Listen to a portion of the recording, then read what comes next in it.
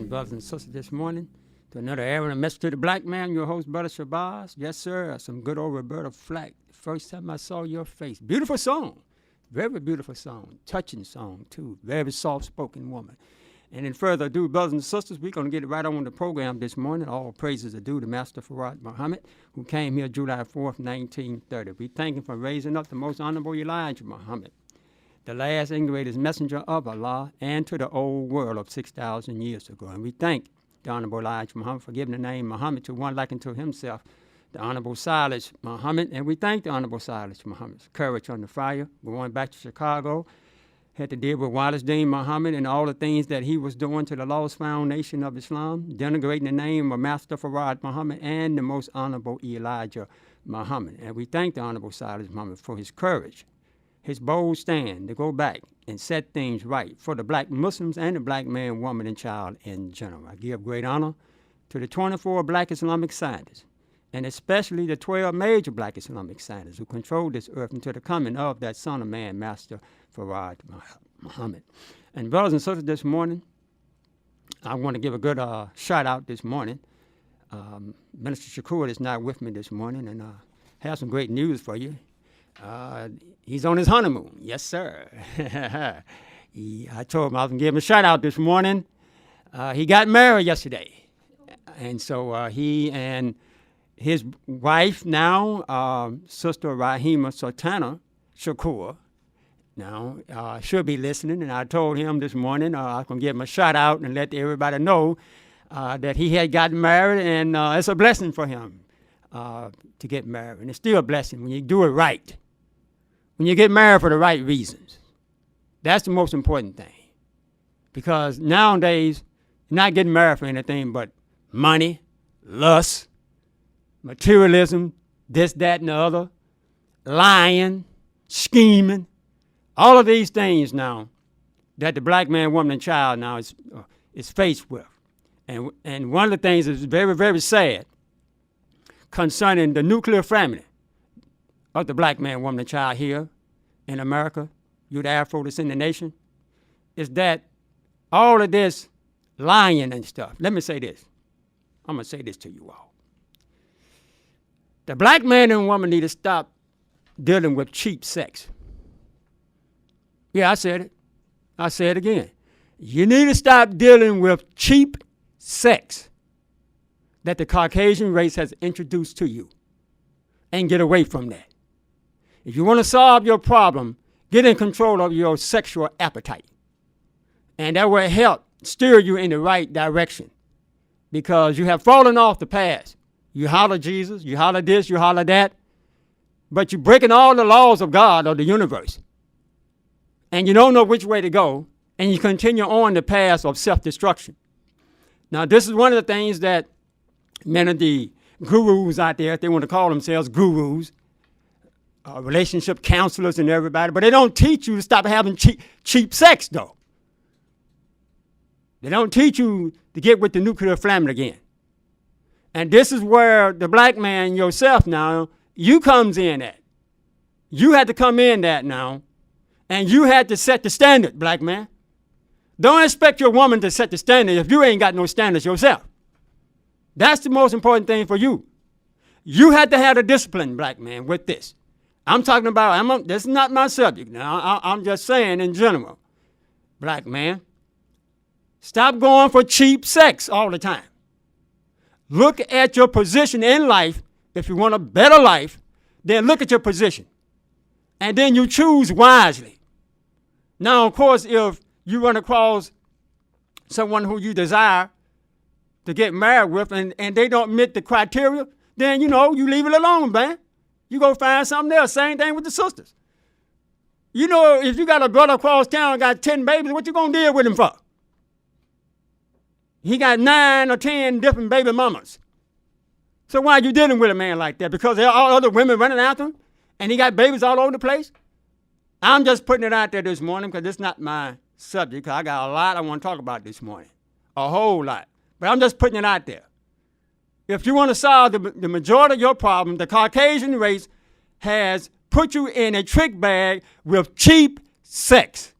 And if the black man stopped having cheap sex, he'll solve majority of his problems. Now, with that being said, I'm going to move right on now. I want you all to support Dr. Cornel West for president for 2024. Oh, yes, sir. I'm down on my brother, Dr. West now, all right? So I did talk with myself, the City of Baltimore Election Commission, and they did say there would be a write-in ballot for any candidate that you want to write in. So the 24th will be the day that absentee ballots and absentee voting should take place. And look at that, brothers and sisters, this morning. Look at Dr. Cornel West for president. I've been saying this for the last 5 months or so to support the brother. If you want an alternative, he's independent. Look at his program, look at his policies, look at everything that he's doing on his website, CornelWest2024.com. Go ahead and check him out, CornelWest2024.com. And brothers and sisters, this morning, we'll continue on with the War of Armageddon. The War of Armageddon now. Understand this, as we've been teaching you all here. The War of Armageddon is more of a spiritual war now, rather than a physical war. We're dealing with a spiritual war, with knowledge, understanding, and facts, versus one's belief. Because one's belief could be anything. But we are talking about now knowledge, facts, and truth. And that's what we are facing with today. The spiritual war of Armageddon. That's what is at stake now. Now, of course, you see what is happening in the physical war in Palestine and also in Europe. That war has everything to do with you, black man, woman, and child in America. Yes, it does. Because you now, as I said here on this program, you, the black man, woman, and child, you are that Jesus, the Messiah. You are. Ain't no white man coming back from 2,000 years ago. You can forget that. That's white folk voodoo witchcraft. Yes, I said it. That's white folks voodoo witchcraft that they have implanted in our people's psyche to believe that a dead man can come back to life. And that also now has trickled its way inside of the Muslims' belief under the teaching of the Honorable Silis Muhammad, that a dead man can't come back to life. You must get away from that, because that itself, as the Honorable Silis Muhammad said, keep you in a slavery state of mind.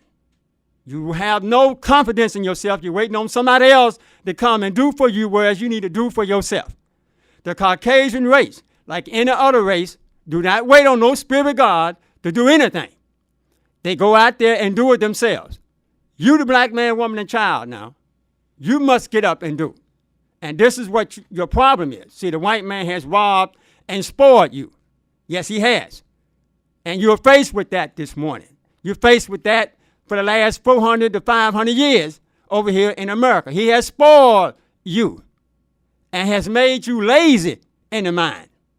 This is why you don't build anything, because you're lazy. You're waiting on Donald Trump to do it, or you're waiting on Kamala Harris to do it. You don't want to do it yourself. They can't do anything no more than the Chamber of Commerce and the bank is going to allow them to do. I'm going to say it just like it is. Donald Trump is going to be beholden to the bankers of this world. And that's the bottom line. Just like anybody else, if he wins the presidency. Same thing with Kamala Harris. Kamala Harris is going to be beholden to those who put her in power. That selected few, that committee of 300 that controls everything. Now, brothers and sisters, I want to talk about the election process, and I also want to talk about this morning our political identity. Now, Minister Shakur, like I said, is not here, so the show is mine this morning. So I'm going to be talking about this morning our political identity. And let me say this concerning our political identity. Something I have gone over with you all months ago and last year or so too, concerning what has taken place with our political identity. One of the things I have explained here on this show is that the name Afrodescendant and how the name Afrodescendant came about. And the name African American, how the name African American came about, which you need to refresh your memory now so you understand how the name African American came about. That name started surfacing around 84 or so, 85, with Jesse Jackson, when they threw that name out there back in the late 80s. I know when he was running for president, 84 and especially in 88, when the name African American then really started surfacing. However, what you don't know, and some of you do by listening to this program, the name African American was not a legalized name. Did you not know the name Negro was still on the National Register? That's right now, listen to me carefully now.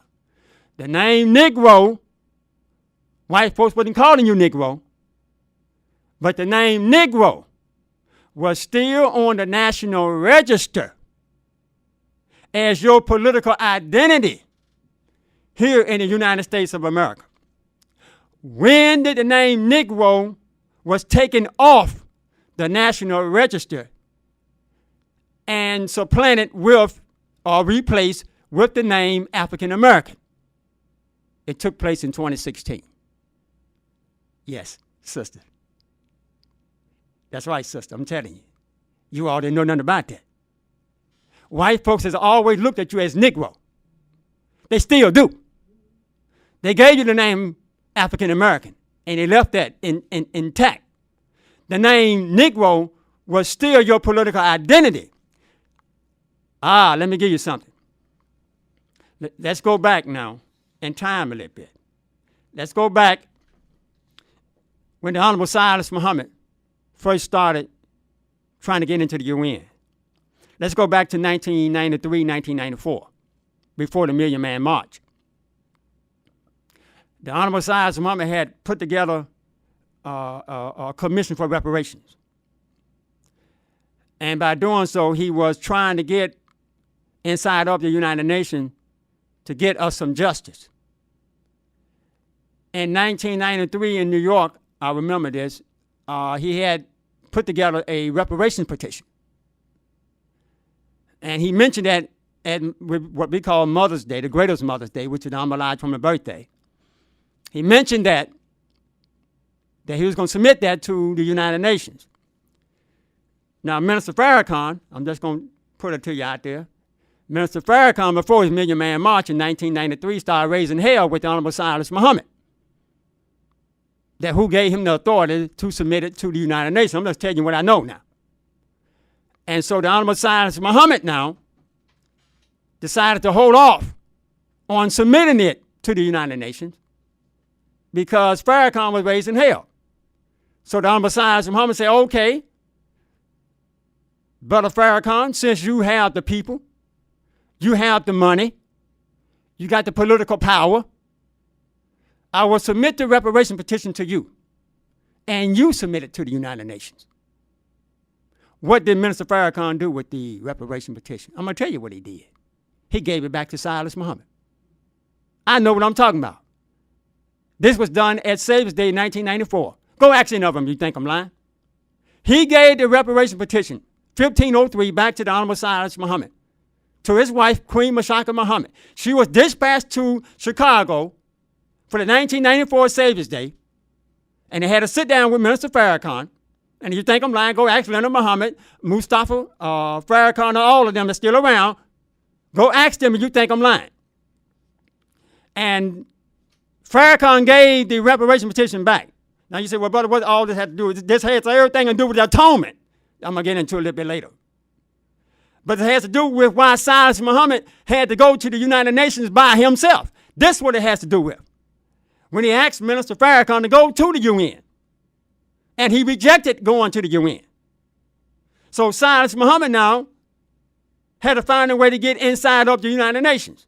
He submitted it to the United Nations in 1994, I think in March of 1994 or somewhere along there. And the Secretary General at that time, the late Secretary General, now, but he was alive then, was Boutros Ghali. Boutros Ghali got the petition, looked over the petition, and sent word back that he received the petition and sent a copy to the United States of America. I'm talking about 1994 now, a year before the Million Man March. So Boutros Ghali also sent back to the Honorable Silis Muhammad that the United Nations could not do anything with the petition because of one thing he said: you're not a recognized people. Do you hear me now?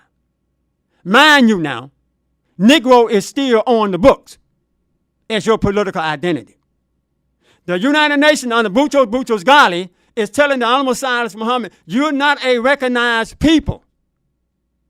And the United Nations now can't not do anything with your reparation petition. However, we will submit a copy of it to the United States of America. All right? Now, why is it that you don't have no identity?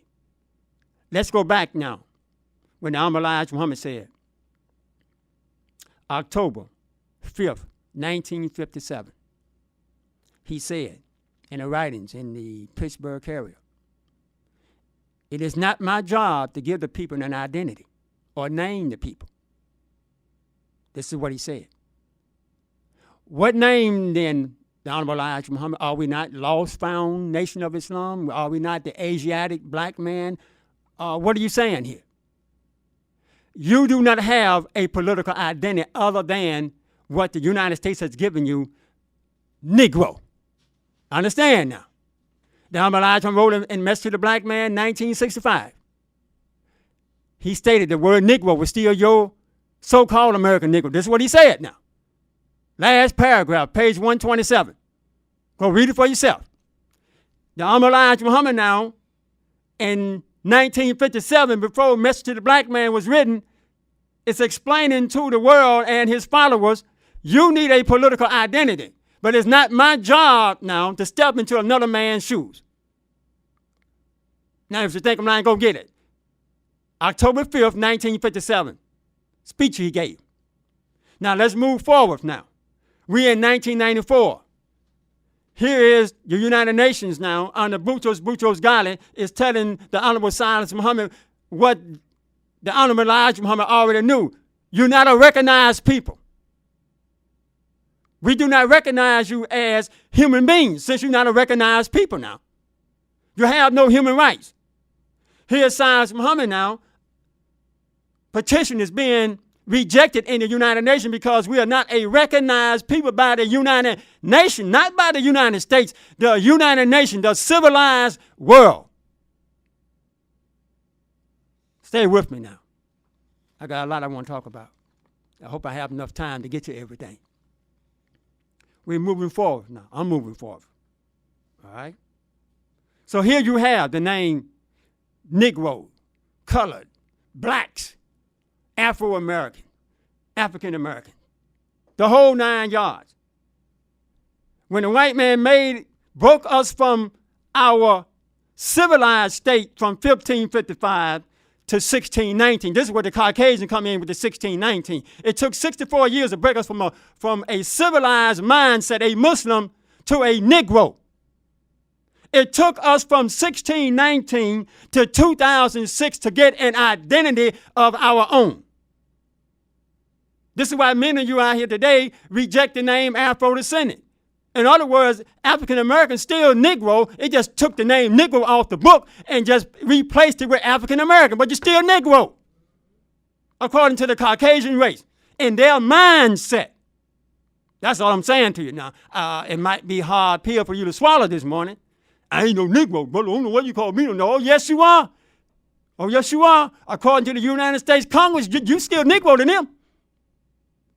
Because the United States Congress understand when Silis Muhammad started making his oil interventions in 1997 now to 2006, finally he was able to pull together 19 heads of state, of ex-slave descendant black organizations now, in the diaspora now, not in America, in the diaspora.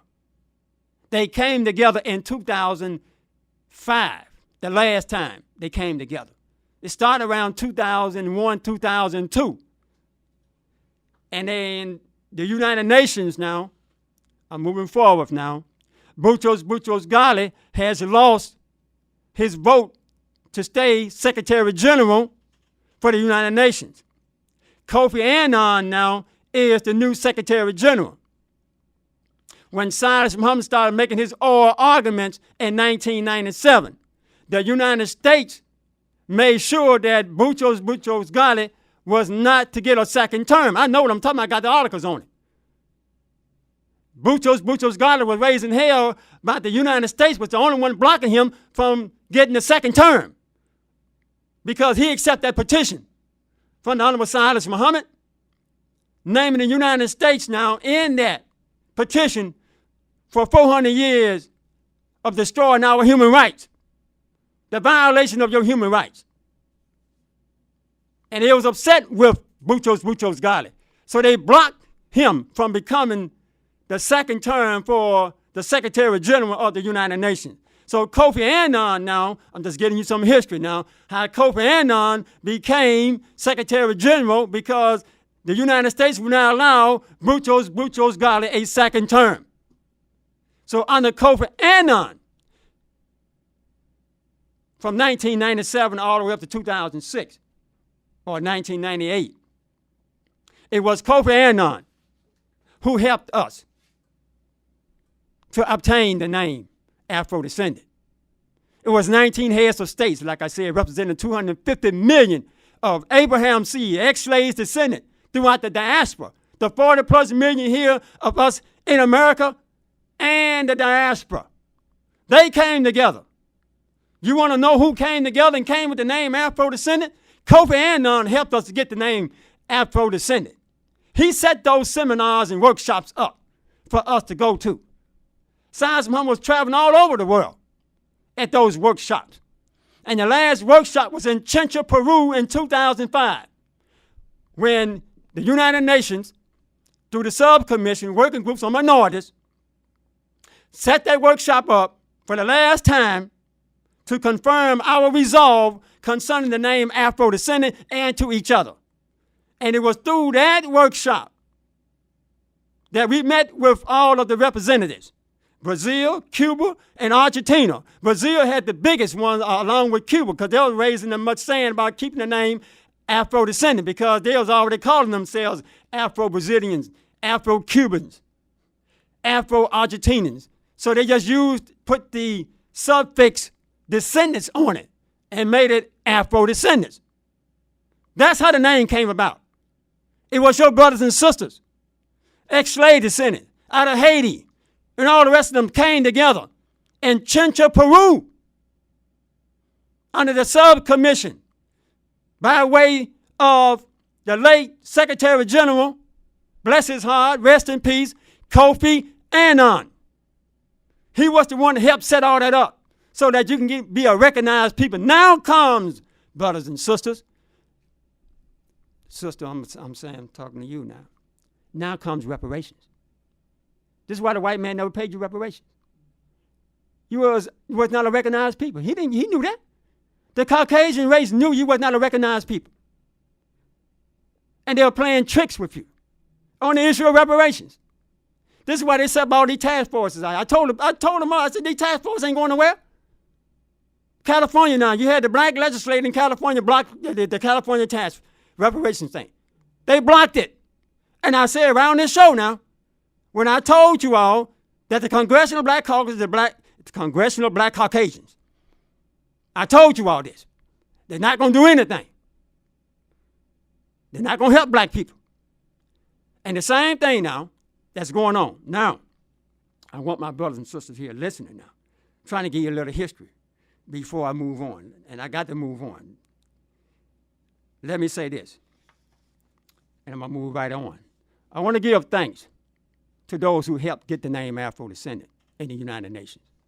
The late Secretary General Kofi Annan, along with Boutros Ghali, I'd like to thank Dr. Yusef N. Clyde. It was Dr. Yusef N. Clyde, NGO status, when the Honorable Silis Muhammad first made his oral arguments in Geneva, Switzerland, at the subcommission.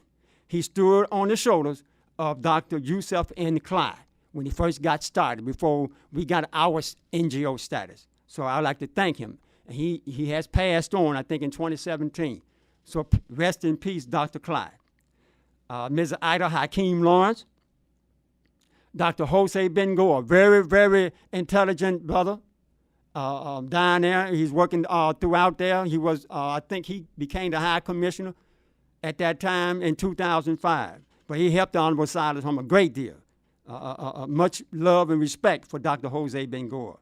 Queen Mashaki Muhammad, love and respect. I don't have to say anything about what she has done in the first rise and second rise, and for us going to the UN, because she was the first one to get into the United Nations and set things in motions there. And I say the best for last, the man himself, the Honorable Silis Muhammad, for uniting Abraham's seed now. He united Abraham's seed in the United Nations, brought them back together from where they were scattered. Remember now, God said, I'm going to bring my people back together, scattered among the nations of the earth.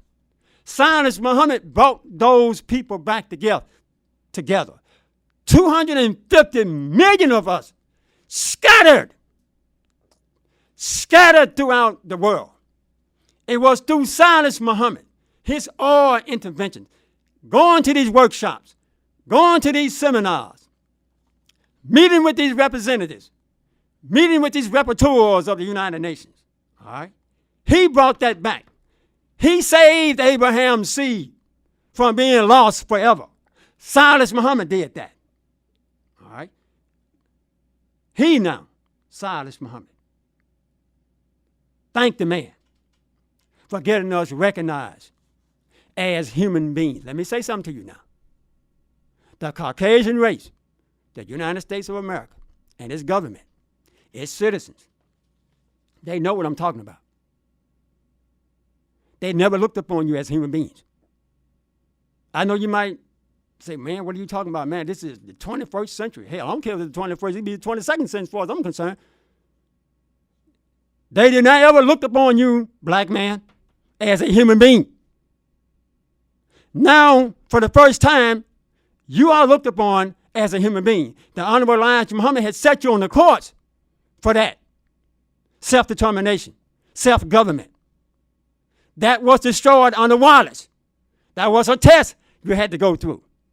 And that test came up now by the Honorable Silis Muhammad, by sitting Wallace down, taking the reins back over the Lost Foundation of Islam, and taking you to the United Nations so that you can be recognized once again. Elijah had you as a recognized people. You ran from that.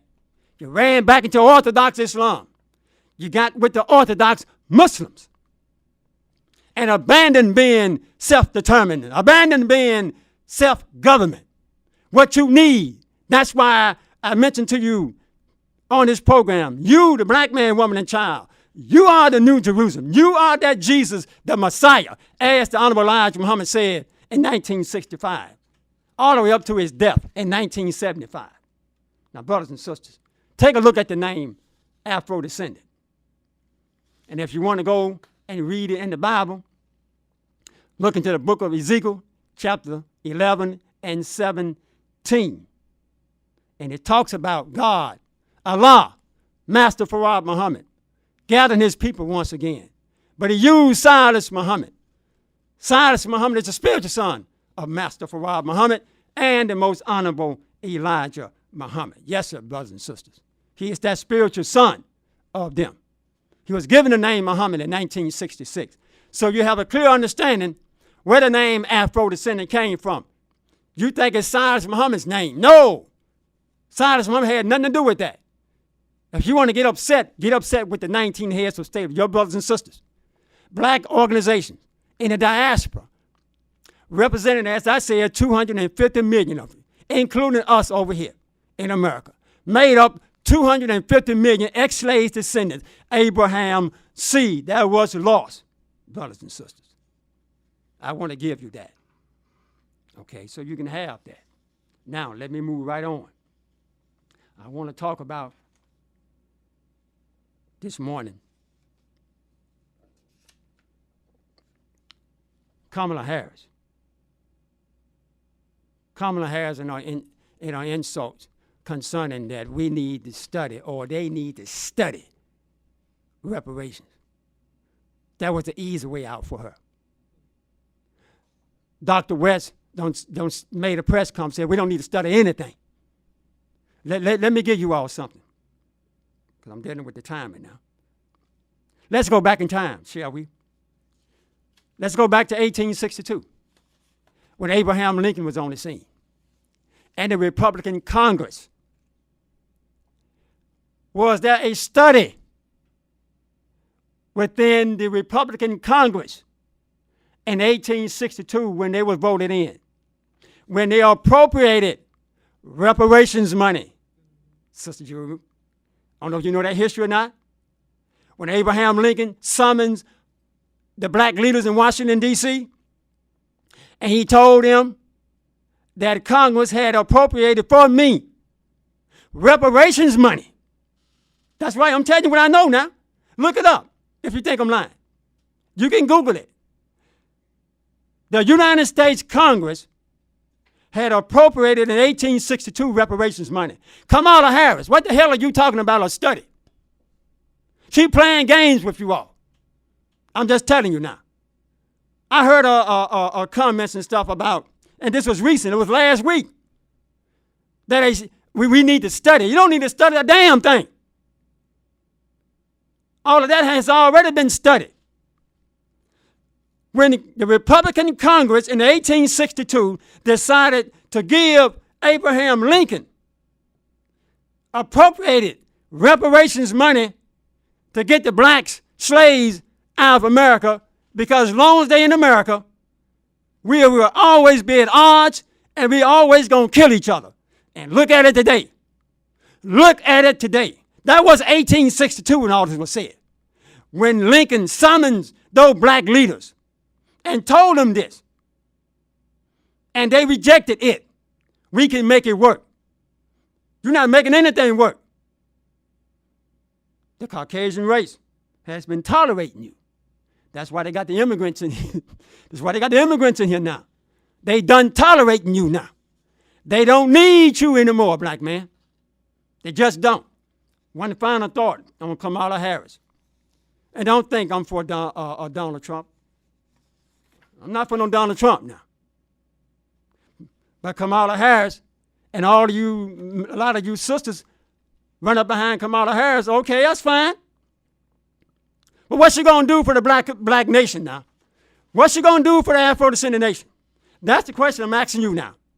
Well, all of you all talking about voting and getting on black men for what they have done, refused to do in supporting Kamala Harris. I said it right in this program. Minister Shakur said it right in this program. Is Kamala Harris is going to do tax exempt status for us. See, this is one of the things right now, sister. Tax exempt status. Give us tax exempt status first. That's what we need. A federal tax exempt status to cover the whole United States for Afro-descendants. This is why, brothers and sisters, you all really need to take a look at the name Afro-descendant. Because the name Afro-descendant now will help galvanize, help protect you. The United Nations knows it's your protection. That's why the United States now don't want you to accept the name Afro-descendant, because now you're a recognized human being. Trust me, I'm telling you what I know. Because the United Nations told the homicide woman to his face, we don't view you as human beings. And the United States doesn't view you as human beings because you're not a recognized people until 2006, when the United Nations accepted and adopted, ratified the name Afro-descendant in 2006 and sent that letter to the United States of America, and the United States has yet to honor it because they don't want to recognize you as human beings. I'm just letting you know what's going on. Now, I've got about 5-6 minutes left. If something else I wanted to really get to this morning, and I'm going to get to it right quick. I want to talk about the name Zion. Now, you all heard about the Zionist Jews and all that. But I want to talk about where Theodore Herzl. This is what I want to talk about. Theodore Herzl. Theodore Herzl was the man that was, if they want to call it, the father of Zionism. And by being the father of Zionism, he was one of the creators of this state of Israel. And the fight they had in the United Nations in 1947 to get the petition for Palestine. The question I'm asking you all today is, who set it in motion for Theodore Herzl to name it, take the name Zion, and call it the Zionists and Zionist Jews and Zionism? Who put that thought in Theodore Herzl's mind to do that? Now, mind you, the name Zion, you read it in the book. The name Zion comes up 152 times in the Old Testament and 7 times in the New Testament. Did you not know? No, you didn't know. I'm going to tell you. See, this is why I was getting on the ministers of the Honorable Elijah Muhammad. When you say the Honorable Elijah Muhammad is the Messiah, you don't know what you're talking about. I keep telling you, you don't know what the hell you're talking about. The Honorable Elijah Muhammad cannot ever be the Messiah. Why? I'm going to tell you why. Because as he said he was Mary of the book. I'm saying to you now, Theodore Herzl is reading the book. What book is he reading? The King James Version of the book. All right? In King James Version of the book, King James had 47 white scholars from the Church of England to revise the Bible in 1604. You know 1611. No, it started in 1604. It took 7 years to revise the Bible, to take it in and adding to and taking out. It took 7 years to do that. Go look it up. That same King James, which is called King James the First of England, it's the same King James the Sixth of Scotland. Scotland and England merged together, and King James was the king of Scotland. And therefore, when they merged, he became King James the First of England. Now, he wrote in the book, now, the children of Israel, his scholars did. He was writing in the book because he liked the Protestant Revolution. When they're doing all the Reformation and all that, Calvinism and all that, John Luther and all them crackers running around there. They was upset with the Pope. And King James was saying, how can the Pope tell the king what to do? Because I'm king. And I want to separate church and state. Because I don't want the Pope in my business. The same thing Henry VIII did. I'm saying to you now, brothers and sisters, my timing is up. I'm saying to you, why did Theodore Herzl take the name Zion when the name Zion represents Mary of the book? Y'all didn't know that. Mary is the mother of Jesus, the Messiah. If you think I'm lying, go to Psalms chapter 2, verse 6. And also Isaiah 66, verses 7 through 9. It will put you on Revelations 12 and 4. As the Honorable Elijah Muhammad said, the woman in Revelations 12 and 4 is actually myself. He's telling you the name Zion that the Jews have taken for themselves is the name for the Honorable Elijah Muhammad. I'm Brother Shabazz. I'm going to have to shut this down and wrap this up. And I want to get that to you, the last portion of it. So you'll know now, the Zionist Jews has no business with the name Zion. That belongs to the black man, woman, and child in America. The ex-slaves descendant, Abraham's seed. That's who the name belongs to. And you look up the name Zion. Did you not know? I'm going to say this, I got to wrap it up real quick. The name Zion has no root base in the European language or culture. Where's the root base for the name Zion? Where did it come from? Arabic language. Go look it up for yourself. I'm Brother Shabazz. I get back on some more of this gospel next month, November 17th. Finishing up, Minister Shakur will be with me at that time. We're going to continue on with this name Zion. The name Zion belongs to the black man, woman, and child in America, and the Honorable Elijah Muhammad, and that New Jerusalem is the lost found nation of Islam. I'm Brother Shabazz, peace, love, and soul. Hope you got something out of the program this morning. I gave you a lot, so I hope it'll hold you. It's going to hold you until I meet again.